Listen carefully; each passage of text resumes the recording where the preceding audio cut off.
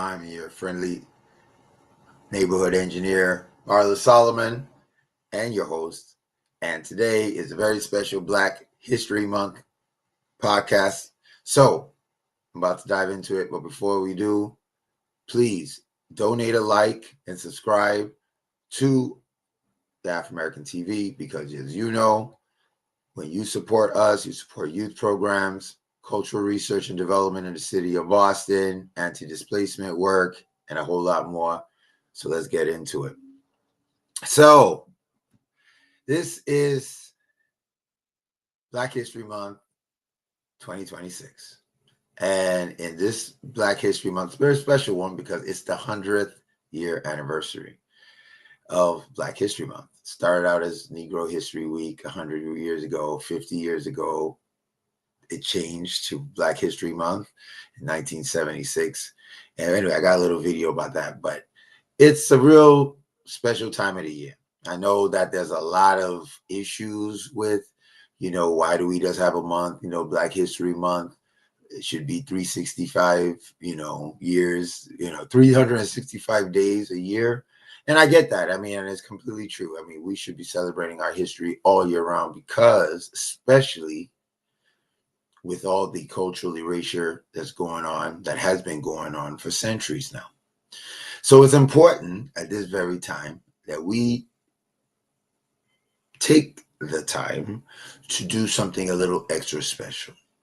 As you know, I'm all about cultural economics, and you need some of these historic days to commemorate. And in the commemoration, we're going to do some events, we're going to celebrate, we're going to meet. And when we meet, money changes hands, and that's how you use your cultural artifacts to generate economic opportunities for your specific community. Now, apart from the fact that I wish Black History Month had not been in February, I'm giving a walking tour today, for instance, and it is going to be freezing out there, but we're going to brave it through because the ancestors did so much for us. I think it's going to be 6 degrees today. 6 degrees. It's worth it, right? But nonetheless, that is the work that we're going to do today. I'm also going to run you through some slides that we're showing today. We're going to be at the historic Dillaway Thomas House in Roxbury, 183 Roxbury Street. So please check us out if you're able to come out and brave the cold. We're going to go over about 2 films and screen those. It's got to be a great day to start it off. And kick off, of course, Boston Red Line 88. I can't believe it. Hey, check out the merch. Check out the merch. You got to get your merch. Check us out online. It's on in a link in the bio. And what can I say?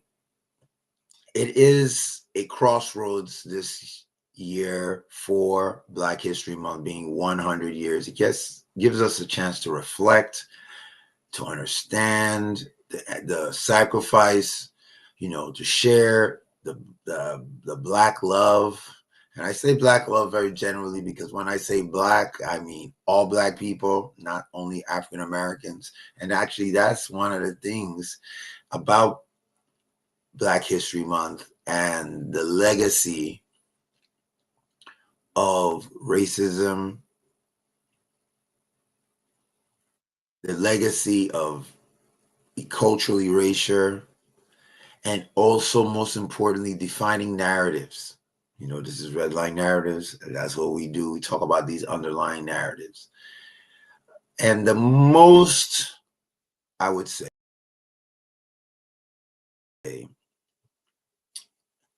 important narrative, 100-year anniversary, is to claim our space. That's the theme of Boston Red Line 88. And we're going to be going along the tours that detail the history of African Americans here in Boston, starting from the North End, going to the West End, from the West End to the South End at Roxbury, and then finally to Dorchester, Mattapan, and then now we're being displaced. People don't know. It's about every 50 to 60 years that African Americans are displaced in mass, right? So basically the city is growing, and with every time it grows, every 60 years or so since 1850, so it's pretty good data, African Americans are displaced. And that's what's happened.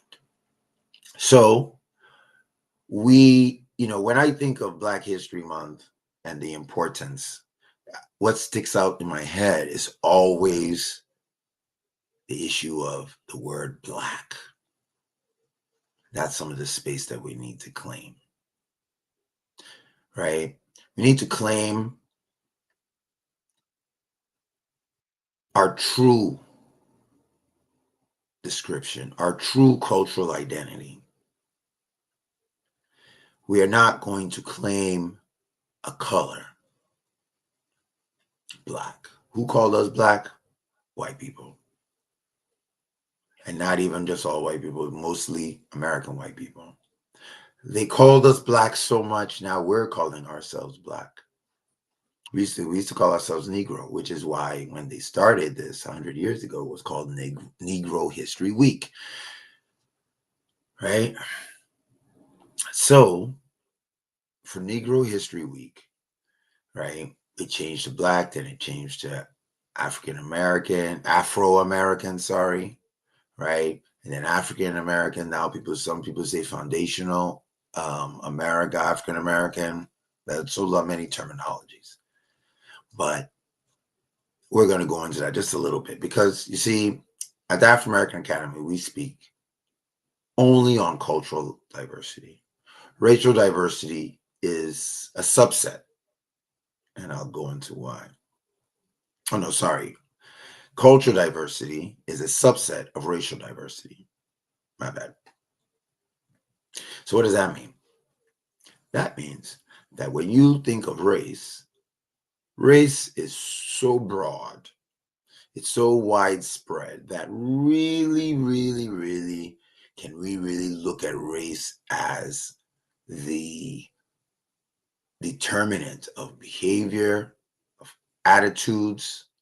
Of course not. I'll start off. If you're white, what does that mean? Does that mean you're American? Or does it mean you're English, Spanish, Russian, Italian? Right? We know that race based on color is a social construct, which is why when you see Italians, Polish, Irish, these white people were not considered white at the time of the Red Line Map, which was the Boston Red Line Map was issued February 1st, 1938, which is why we have Boston Red Line 88. But I digress. If you're speaking of Black, what does that mean? Brazilians are Black, Africans are Black naturally, right? They're Black people all over the world. So when we say Black History Month, in this context for Black History Month, we are not speaking of all Black people, right? We're speaking of specifically African Americans, right? Black people that were under the slavery, Jim Crow, so on and so forth, of in America, in the United States of America. You can't even say America, God could be South America. And this is very important because, see, each group has its own skill sets, traditions, culture, history, based on their location and the circumstances that happen to them that define their story, define their traditions, who they are, how they love, how they get angry. Everything about them is determined by your culture. The good Reverend Dr. Martin Luther King says, the famous quote, right, that I'd rather be judged by the content of my character rather than the color of my skin. And how can you determine the content of one's character if you're defining yourself by the color of your skin? Think about it. That's the red line narrative of the day. is that I want us to use this time to reflect on our true identity, claim our true space. We're African. I say African Americans, and that's great. I say African Americans because I rather attach myself, as all people do, to their land and their culture. If you're Haitian, you don't say I'm Black. They will define themselves primarily as Haitian because their land that they come from is called Haiti, or Jamaican, right? Or Brazilian, or Nigerian, or even more deeply, because even the countries are actually funny, because obviously the countries were created by the Europeans in 1897 in the Berlin Conference. For the scramble of Africa, they divided up Africa, Middle East, and everything. They created these countries that do not follow the cultural,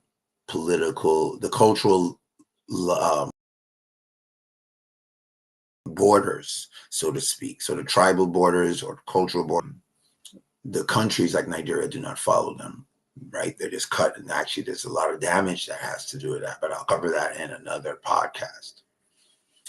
But before you say, well, why do they have to be, what's the big deal with them being divided either culturally, letting the political lines not follow the cultural lines? Well, I'll ask you to look at Europe and notice that all the countries in Europe, their cultural and political lines are in sync. So you have Englishmen who speak English, Spanish who speak Spanish, French who speaks French, and so on and so forth. So you have a situation in Europe where that is the case, but in Africa, because of it wasn't divided by us, it was divided by foreign people. Is that? But that goes more into this cultural diversity, right? So the idea behind Black History Month and calling ourselves Black is something that I want us to look at. Okay? I want you to examine it and think that, yes, you are defining yourself as Black. That's what you know. I'm Black. Now think very hard.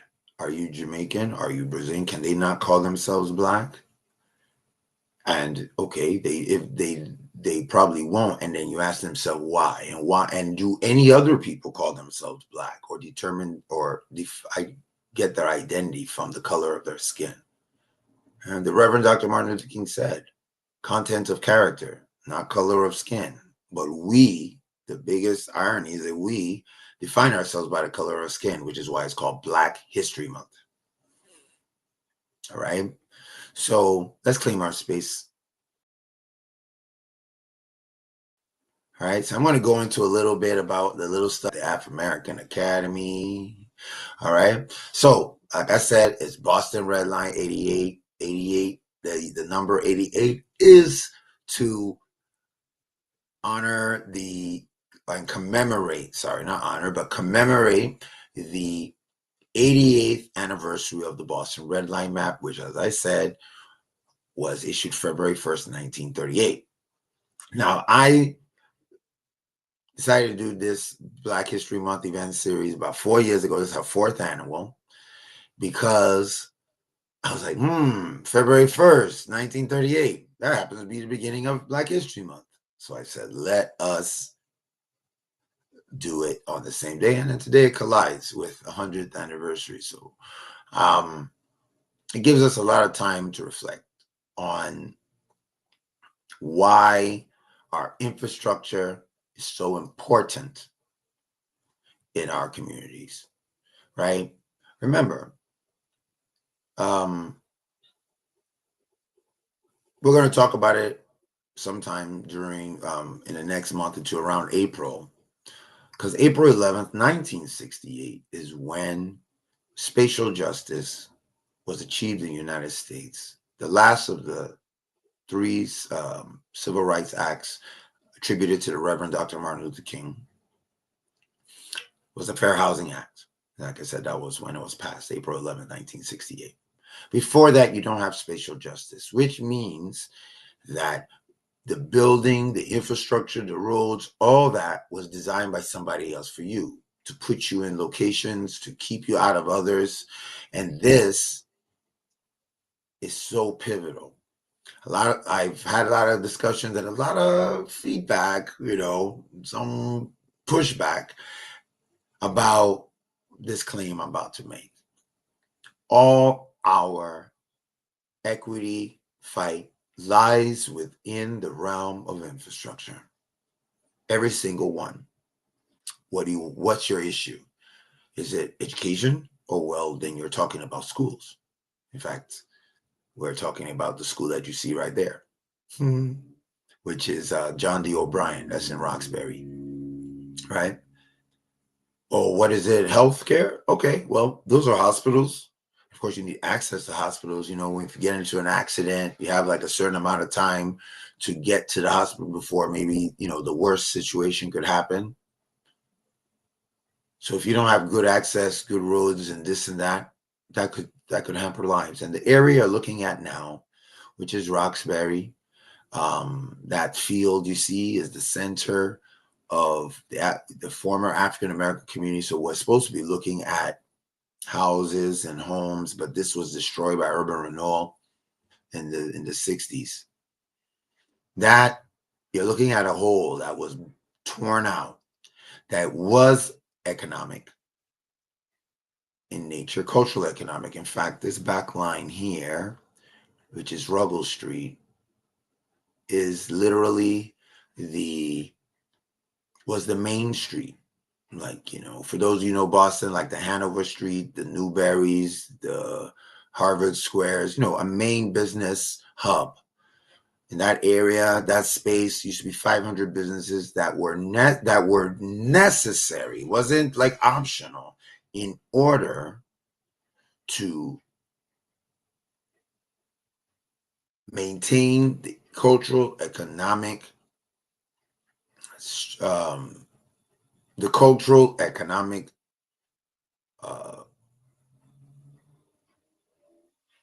fabric of the community. I mean, you have to make money. And if you go to the south end, just a little bit over here, like all in this region right in here, you'll notice that all the homes have on the bottom the ability to have commercial space.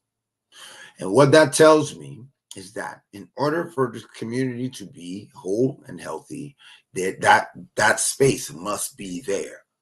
It's not optional. If you tear out that space, you'll just have residential, and that will not be able to maintain this quality of life and living. And then that space also that we're looking at, that hole that was created by that economic hole that was created, right, also is the space where you have 23-year life expectancy. So between this space here and down here, you have a 23-year life expectancy difference. That's what happens when other people develop your land for you and they don't have your best interests at heart. So the 500 businesses that were in that space, they're gone. The community, in my opinion, this is why it's so important to get education. They actually advocated after the place was destroyed and they put the school in the space that was left, right? They, in the space that was left, they now put in the space that was left, they now advocated for affordable homes, right? So now let me be very clear. I think they were hoodwinked. They didn't understand that if you build just housing, which is fine. I mean, of course we want affordable housing. I'm an affordable housing advocate. But if you don't follow the initial design of Boston, you're going to come into trouble because it wasn't developed just because. Before the redlining, before the urban renewal, everything that was built au naturel. In fact, I would say it was more equitable to get around, to make money before urban renewal than after, because the same facilities were and the same zoning and all the same makeup of the community and the infrastructurally was equal. So they tear this place out. The highway was supposed to be along this way, and this is supposed to be like the intersection. This is the highway along this line. This is Northeastern here, right? This is Melnia Cass. And then all this area was the area that was hollowed out. Okay. So that's why we need to have this education like Boston Red Line 88, because without that, maybe the next community will be advocating for affordable housing and not put any space for businesses so that those people that live in the housing can have a better quality of life by starting their own businesses. As we know, small businesses are the primary driver of employment. So you see how that works? Basically, in a capitalistic society, we basically took out all the capitalistic space in a community, then wonder why we needed to do food welfare and all these other things later. I always like to point out that let's just go back in time and imagine this place had not been destroyed. Right now, we would be looking at businesses in an area that had been there for over 100 and something years. Just like other places. You don't think that they would have been great back then? Which is why I said infrastructure is the primary issue when it comes to equity. I'll also mention a little bit about the cultural angle. See, land, it's not just some space that you're going to build some development on. This is a cultural homeland of the African American people of Boston. Now, you may be surprised to learn that there are no other groups that I've ever come across that, I've been looking so I can make this claim. No other group that has been robbed of their homeland, their language, their culture, like the African Americans. Even formerly enslaved, like Jamaicans and Haitians, they were able to form new homelands post-slavery where they were left alone without what I call white noise, interfering, polluting, erasing culture. So and one of the things that's so peculiar about Boston is that there is no historic African American district. And the reason why it's important that this is their homeland is because, post-slavery, post-slavery, of course, they were in the West End for a while, but they were gentrified shortly after, and then they came to this area here in South End and Roxbury. That gentrification, destruction, the urban renewal marks the destruction of all the gains made post-slavery. And when you never had a homeland, right, this is the closest place to the homeland. In fact, there's actually a big issue with a parcel of land here, I think about 8 acres. Don't quote me, but I think it's about 8 acres there that has still not been developed up to today. And they're all, all that. What should they do? Should they build a school? Should they build affordable housing? There's all sorts of issues. But the number one claim is that it's the cultural land. So the community is feeling robbed of the opportunity to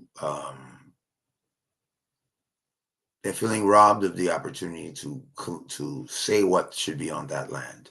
If you ask me, that land needs to be African American cultural space, reserved for African Americans to create their own business, their own African American business district. But what do I know? So, I'm very excited to talk to you today. So before I go on, we've been marking our 10th anniversary here at the Afrimerican Academy. Seems like it does seem like forever. It's a whole different world, especially with what's going on now in 2026. But we couldn't have done any of this without the help of our supporters, donors, students, and staff, board members. It's a lot. So we want to say thank you. This Black History Month, we're working hard. We, as far as we know, are the only youth program, 18 to 24, that primarily focuses on African American history, educating young people about this. So we are just so thankful and grateful, and we still need your support.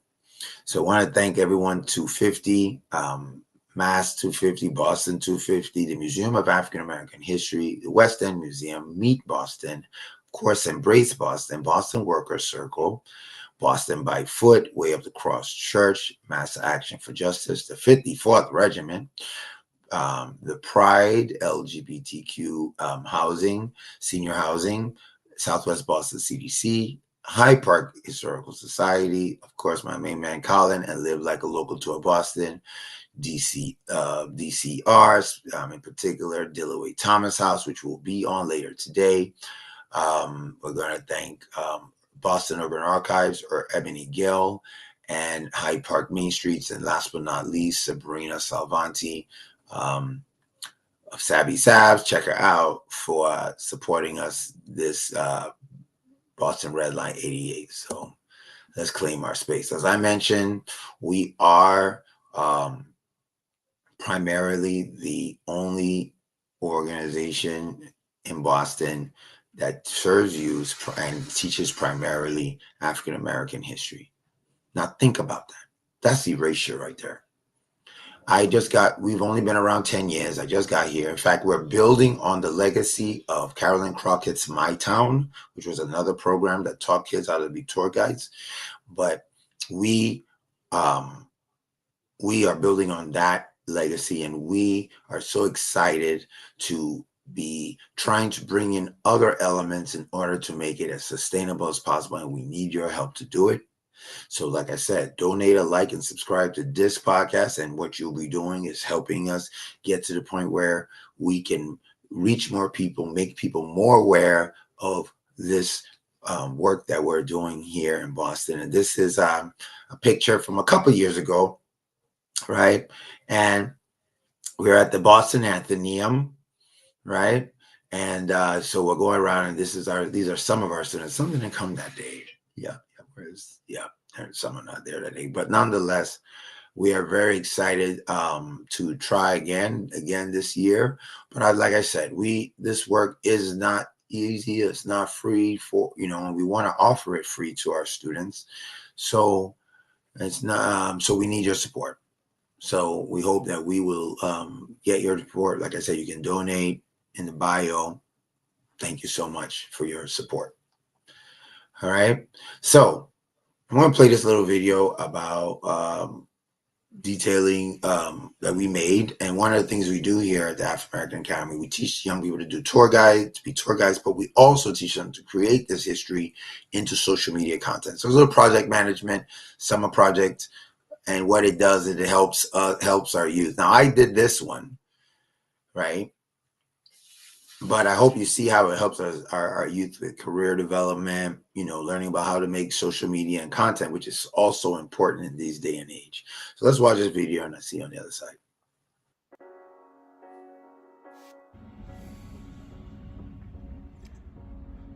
Once upon a time, long after the Civil War ended, America was still fighting over its future, not with weapons, but with narratives, with policy, with space. Two paths emerged, one towards truth, education, and cultural repair, the other towards control, reshaping identity, rewriting history, and deciding who belonged. In 1926, historian Dr. Carter G. Woodson took action. He created Negro History Week because African American history was being erased from schools, from textbooks, from public life.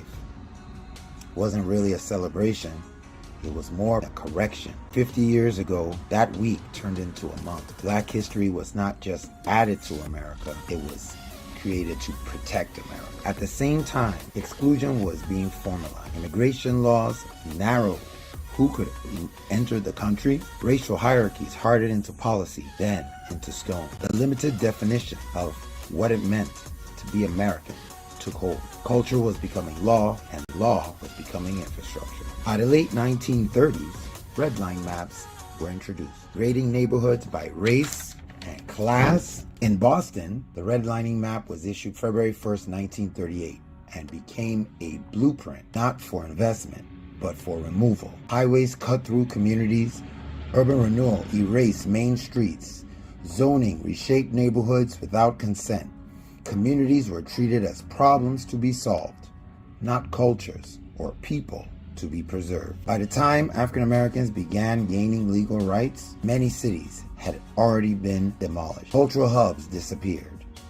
Economic ecosystems collapsed. Some of the history survived, but the spaces surely didn't. Boston Red Line 88 brings these timelines together. 250 years since the founding of a nation. 100 years since the beginning of Negro History Week. 88 years since the issuing of the Red Line maps that reshaped Boston. 50 years since the official start of Black History Month. And now, 4 years of the Boston Red Line 88 Black History Month event series. We're going to be exploring how we reclaim culture and reclaim space. Exploring how infrastructure carries these narratives and how our communities can reclaim it. Through tours, films, workshops, and dialogue, we'll ask what was taken, what has been erased, and what must be restored. It's not just about the past, it's about how we move forward, nurturing the culture to thrive all the way. Join us February 2026 for Boston Red Line 88.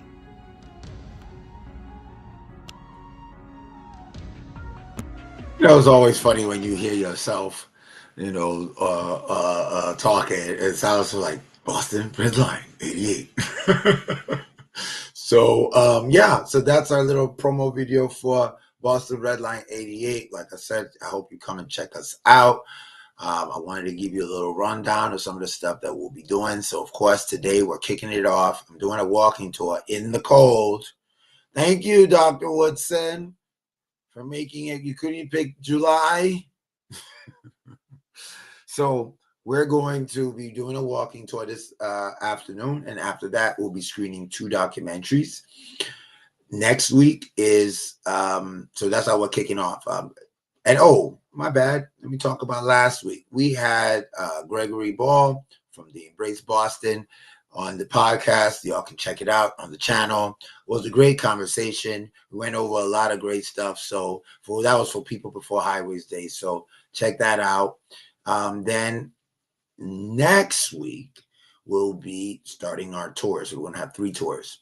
And we're starting off in the North End and the West End with the New Guinea Joy Tour, which is starts off this process of, like I told you, the 60-year displacement. So we'll be starting off in the West End. The North. Well, we'll be starting in the West End, but we're going to do a little virtual because it's cold.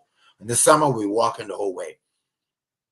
But we're going to go from the West. We're going to talk about the North End and Cops Hill Cemetery, and go down to African Americans in the West End. From the West End, we're going to start at the West End Museum, and we're going to walk our way to the Museum of African American History, right, at Joy Street. So this tour, this is our first time launching, doing a tour, so we're very, very excited, right?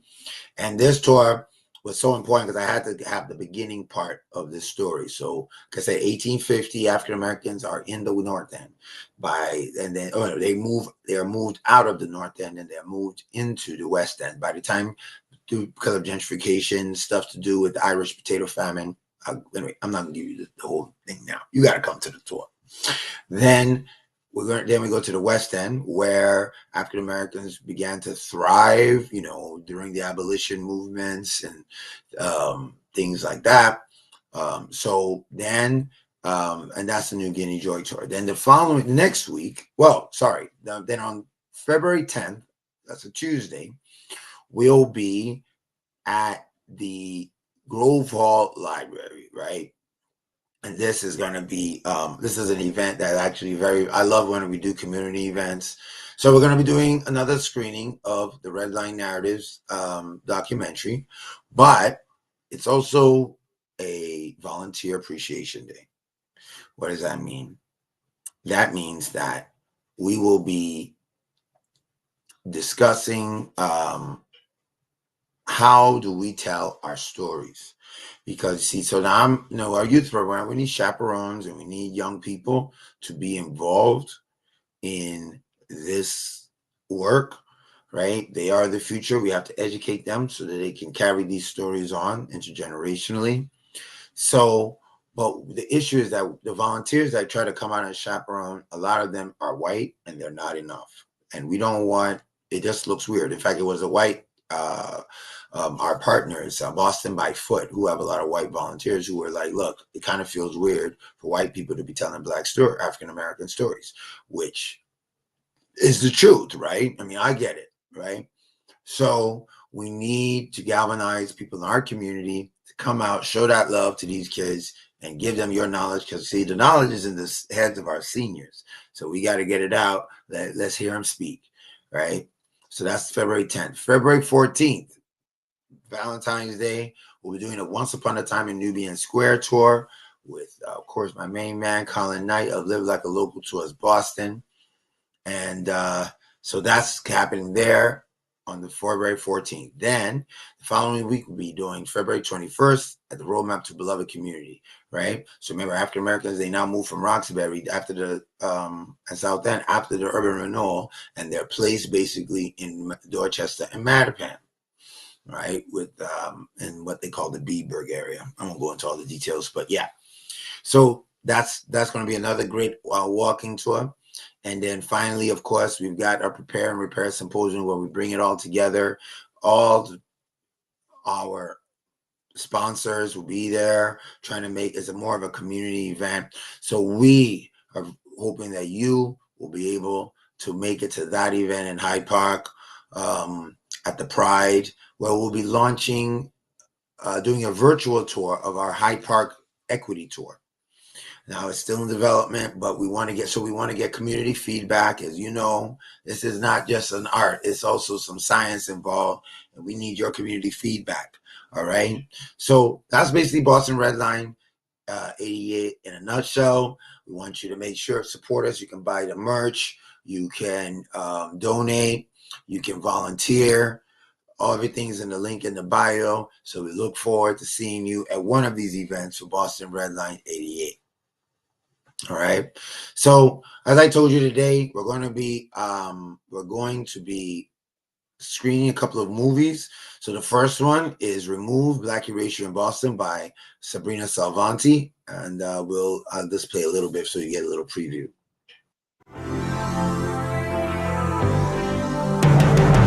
Boston, Massachusetts, home of winning sports teams, elite universities, and sometimes a lot of snow. But some might say that there are two Bostons. I came to Boston to attend Northeastern University for grad school, but there was something about Boston that was noticeable to me. It almost felt as though Boston had effectively hidden its Black population. So I had to ask myself, what happened to all the Black people? All right, so that's awesome.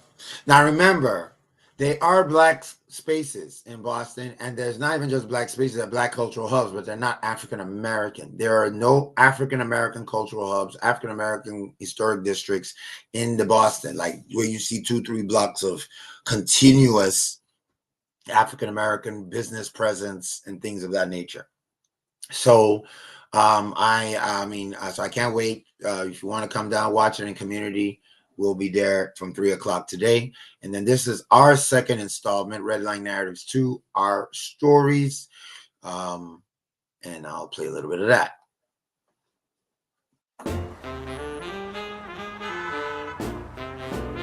Welcome to Red Line Narratives, the Lost Cultural Hubs of Boston.